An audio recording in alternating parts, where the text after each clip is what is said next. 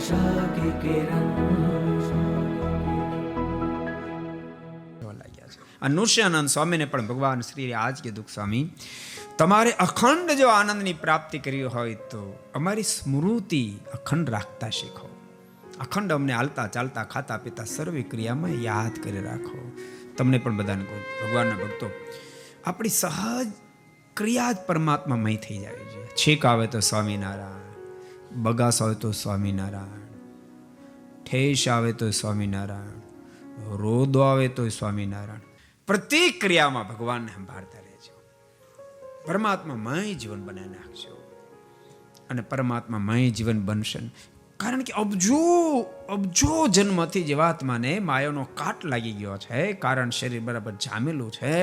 એને તોડવું હશે તો સામે એવું શસ્ત્ર ભજનનું વાપરવું પડશે. ભજન કરજો. કાલે પણ મેં તમને કીધું, જેટલી ઉંમર એટલી માળા કરશો. જેટલું તમે ભજન કરશો એટલું જીવ બળ્યો થાય, એટલું જીવમાં બળ આવશે, જેટલું ભજન વધશે. को पसंद आया हो तो लाइक करें और शेयर करना मत भूलिए.